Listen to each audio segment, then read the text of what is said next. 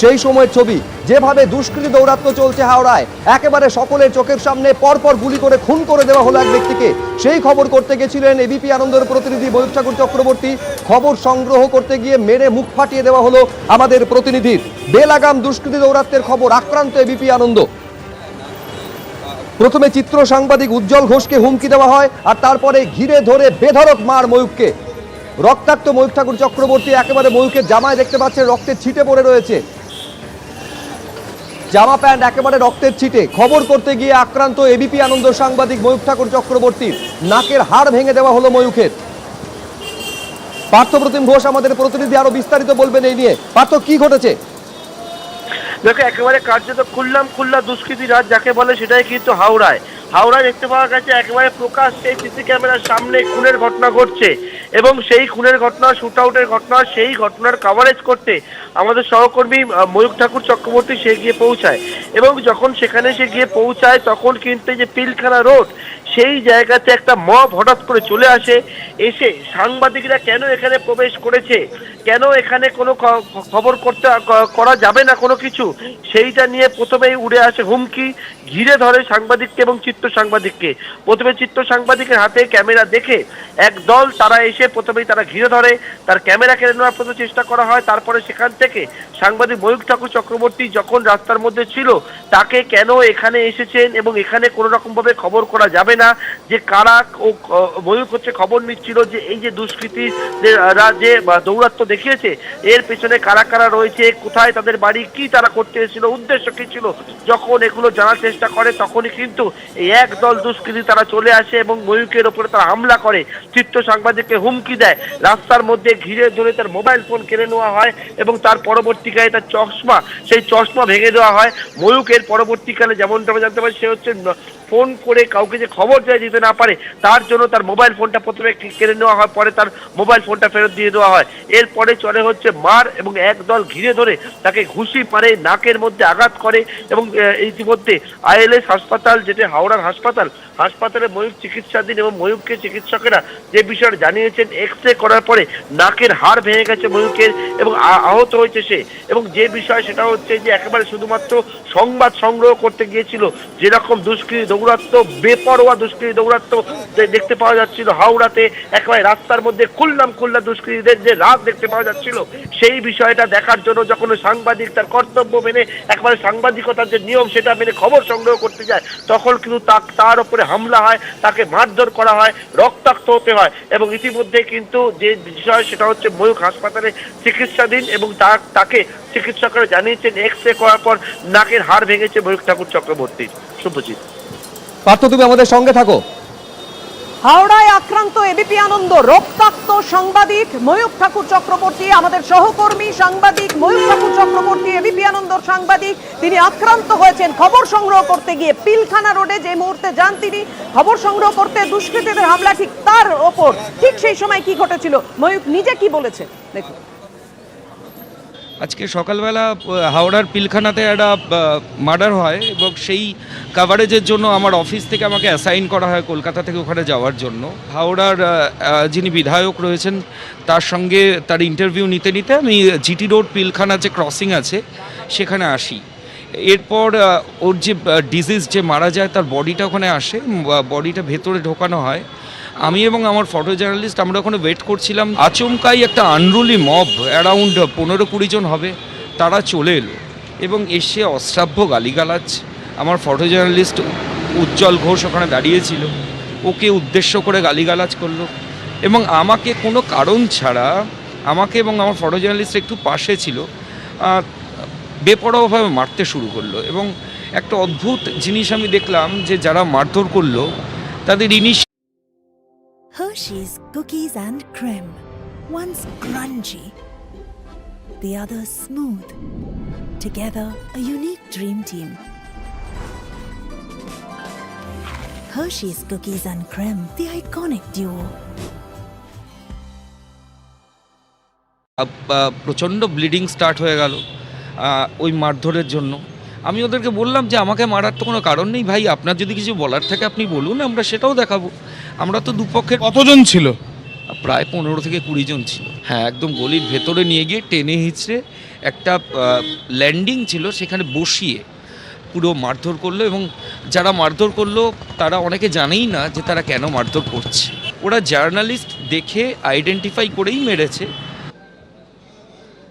একবার ভাবুন, ঘটনা ঘটার পর 12 ঘন্টা পেরোতে চললো, একেবারে প্রকাশ্য দিবালোকে খুনের ঘটনা ঘটছে, একজনকেও পুলিশ গ্রেফতার করতে পারছে না। অথচ সেই খবর যখন এবিপি আনন্দ সাংবাদিক করতে যাচ্ছে, একেবারে দুষ্কৃতির সঙ্গে শাসক যোগের অভিযোগ সামনে আসছে, সেই খবর যখন এবিপি আনন্দ করতে যাচ্ছে, এবিপি আনন্দ সাংবাদিককে পেটানো হচ্ছে, মেরে মুখ ফাটিয়ে দেওয়া হচ্ছে, নাকের হাড় ভেঙে দেওয়া হচ্ছে। এবং আরো গুরুত্বপূর্ণ বিষয়, এইটা পুলিশের উপস্থিতিতে ঘটছে। পার্থ, যখন এই ঘটনা ঘটছে, আমি আবার পার্থর সঙ্গে কথা বলবো, এই ঘটনা যখন ঘটছে প্রচুর মানুষ সেখানে রয়েছেন, তোমাদের সংবাদ মাধ্যমের একাধিক প্রতিনিধি রয়েছেন, পুলিশ সেখানে রয়েছে, কি করছিল পুলিশ? ঘটনাস্থল জায়গা, অর্থাৎ যে জায়গায় খুনের ঘটনাটি ঘটে এবং যে জায়গায় আমার সহকর্মী ময়ূক আক্রান্ত হয়, ঘটনার দূরত্ব হচ্ছে 100 থেকে 150 মিটার। এবং যে জায়গায় এরকম খুনের ঘটনা ঘটলো সেই ঘটনাস্থল থেকে এইরকম প্রায় 100-200 মিটারের মধ্যে জায়গায়, সেই জায়গায় কিন্তু সাংবাদিকের উপর হামলার ঘটনা ঘটছে। সেই জায়গায় সকাল থেকে পুলিশ একবারে সেখানে এসে পৌঁছেছিলেন, পুলিশের উচ্চপদস্থ আধিকারিকরা এসে পৌঁছেছিলেন, সেই জায়গায় ব্যারিকেড করে ঘিরে রাখা ছিল। কিন্তু যখন ময়ূকের ওপর এই হামলার ঘটনাটি ঘটলো, তখন কিন্তু কোনো রকমভাবে পুলিশের যে এগিয়ে এসে গোটা বিষয়টা আটকাবো, যারা হামলা করছে তাদেরকে গ্রেপ্তার করা, পাকড়াও করা, সেই কোনো বিষয় কিন্তু দেখতে পাওয়া যায়নি। পরবর্তীকালে আক্রান্ত হওয়ার পর, রক্তাক্ত হওয়ার পরে কিন্তু সেখানে উপস্থিত পুলিশ কর্মীরা তারা চলে আসেন এবং আসার পর তারা সেখান থেকে ময়ূরকে সেখান থেকে উদ্ধার করে। সেখানে উপস্থিত যারা সাংবাদিকরা ছিল তারা সেখান থেকে ময়ূরকে উদ্ধার করে। যে বিষয়ে তোমাকে শুরুতেই বলছিলাম যে একেবারে খুল্লা যে দুষ্কৃতী দৌরাত্ম্য, এবং সেই দুষ্কৃতী দৌরাত্ম্য একেবারে হাওড়া জুড়ে দেখতে পাওয়া গেছিল, যে একবারে প্রকাশ্য রাস্তার মধ্যে খুনের ঘটনা ঘটছে এবং সেই সংবাদ সংগ্রহ করতে গিয়ে আক্রান্ত হতে হচ্ছে আমার সহকর্মী ময়ূককে, এবং বর্তমানে তার নাকের হাড় ভেঙে দিয়েছে।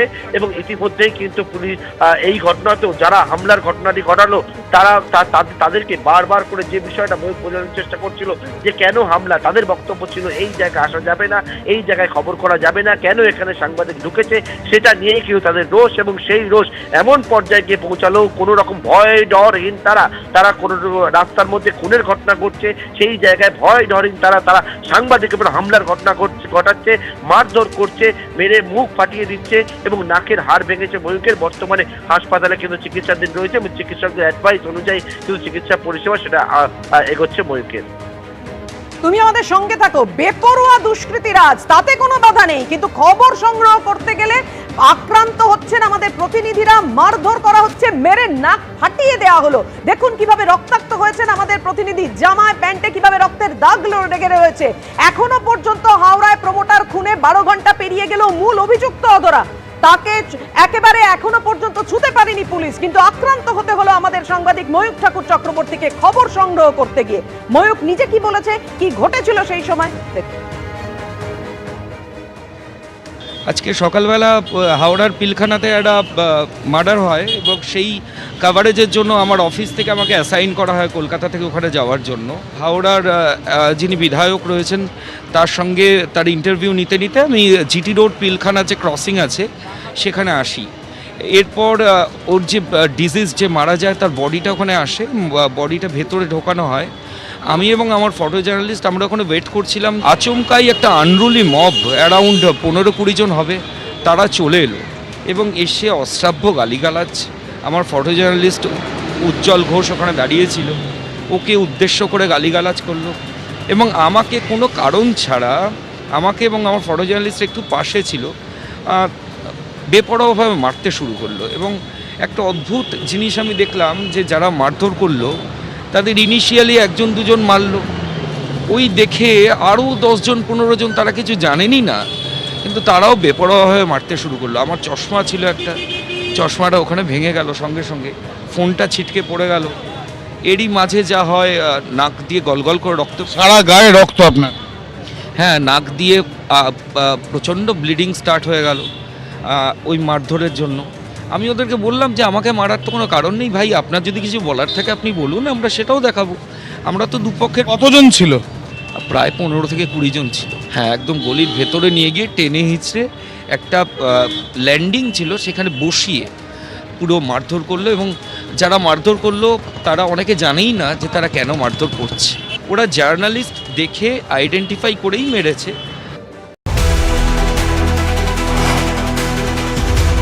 2 राउंड सर में मारा, 1-2 राउंड सीना में मारा। कोई बड़ा आदमी घात है। পুলিশগুলো কোথায় দেখতে পাচ্ছি না। এই ক্রিমিনাল অ্যারেস্ট হবে। বিজেপির সাথে সিপিএমের এটা এখন লিখিত জোট হয়ে গেল। BJP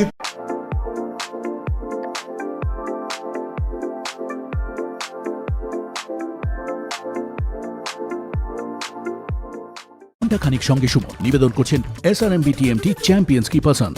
dollar big boss fit হে boss. Partner by Basumati Miniket চাল, ভাতের সঠিক চাল।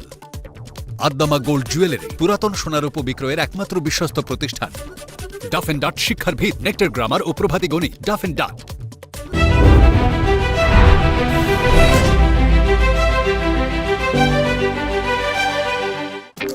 কি দাদা, ডায়েটের গেম ওভার? ক্যাচ মিস করতে পারি কিন্তু টেস্টি খাবার নেভার।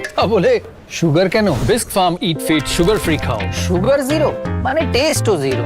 সুগার ছাড়া কিন্তু স্বাদে ভরা। বিস্ক ফার্ম ইট ফিট সুগার ফ্রি। এখন দুটো ইট ফিট সুগার ফ্রি লাইট ক্র্যাকারের সঙ্গে একটা ইট ফিট ডাইজেস্টিভ ফ্রি।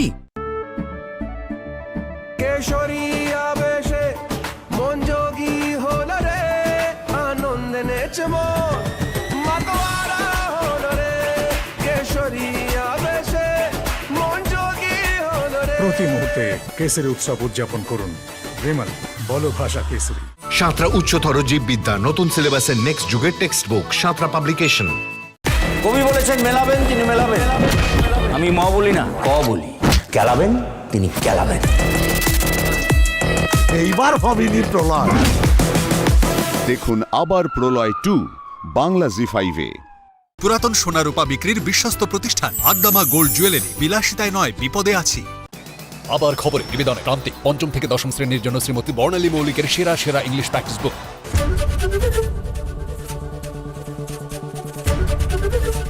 মাসের পর মাস বকেয়া পারিশ্রমিক না মেলার অভিযোগ। বাঁকুড়ার গঙ্গাজল ঘাটের রেঞ্জ অফিসে বিক্ষোভ বন দপ্তরের অস্থায়ী কর্মীদের।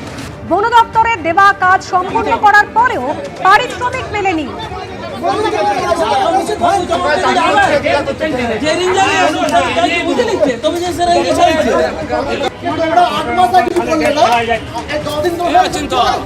গাছ কাটিয়েছি আমরা 1 বছর যাবত হলো, ওই 2-3টা ডেট ফেল করেছে ওরা।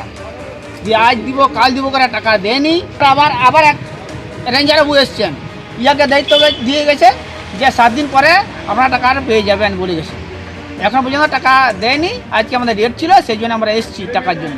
আজকে মোটামুটি জনপুরির টাকা পাবো 50 না, জনপুরিকে 50 টাকা পাবো। টাকা মোটামুটি পাবো আমরা দুজনাতেই পাবো মোটামুটি 1,57,500।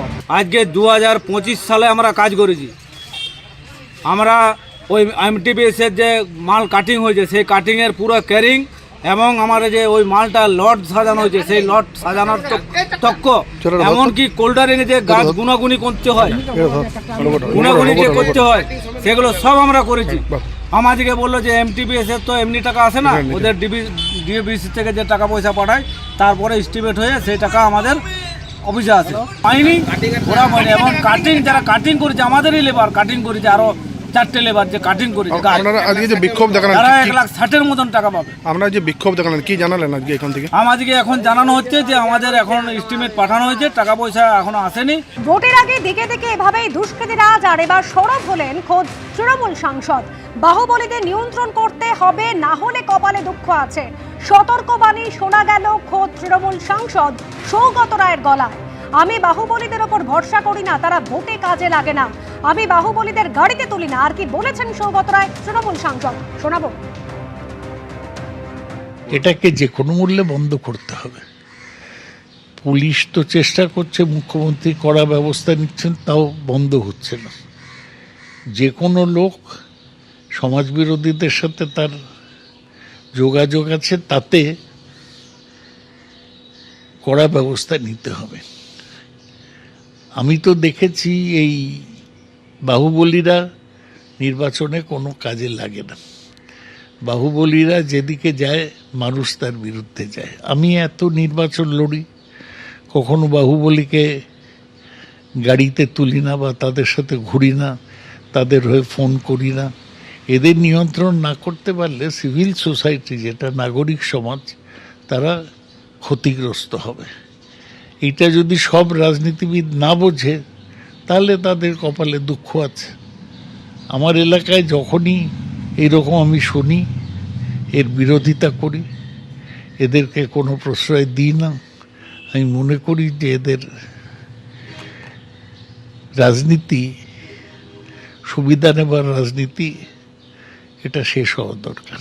সমাজ বিরোধী, গুন্ডা, মস্তান এদেরকে নিয়ে চললে তার নিন্দা করা উচিত। দল নিশ্চয়ই এ ব্যাপারটা দেখবে।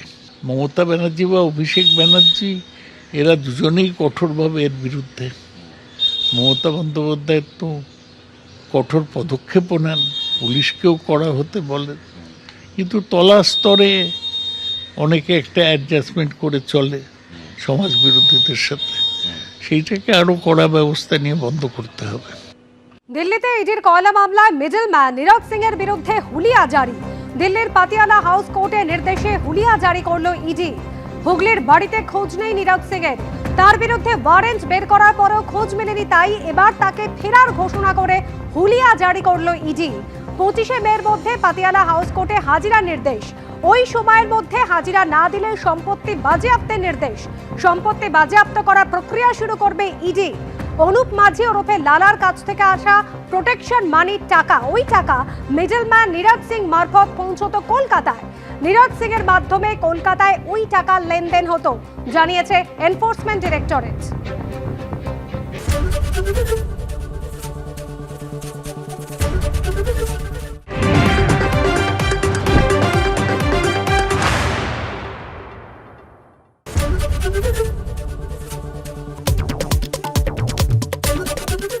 ABP আনন্দ এগিয়ে থাকে, এগিয়ে রাখে with Ajanta Shoes, 70 years of legacy and craftsmanship.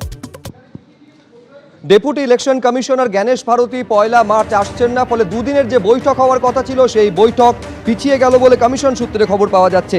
পাশাপাশি আরও খবর, বিধানসভা নির্বাচনে বাড়ছে না বুথের সংখ্যা, একই থাকছে, অর্থাৎ 80,681টি বুথে হবে ভোট। কিছু বহুতলে বুথ হবে বলে নির্বাচন কমিশন সূত্রে খবর।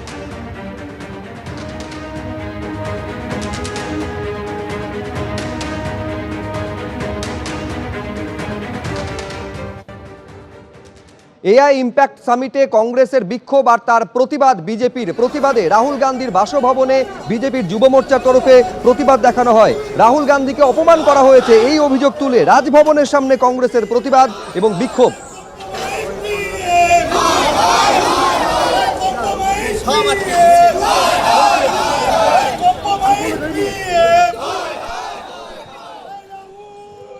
নিয়োগের দাবিতে বিকাশ ভবনের সামনে আইসিডিএস কর্মীদের বিক্ষোভ। 2019-এর যে আইসিডিএস অঙ্গনওয়াড়ি পরীক্ষার্থী যারা ছিলেন, অর্থাৎ প্রমোশনাল সুপারভাইজার 2019 পরীক্ষার্থী অঙ্গনওয়াড়ি কর্মীরা, তাদের তরফ থেকে চাকরির দাবিতে বিকাশ ভবনের সামনে বিক্ষোভ দেখানো হয় আজ।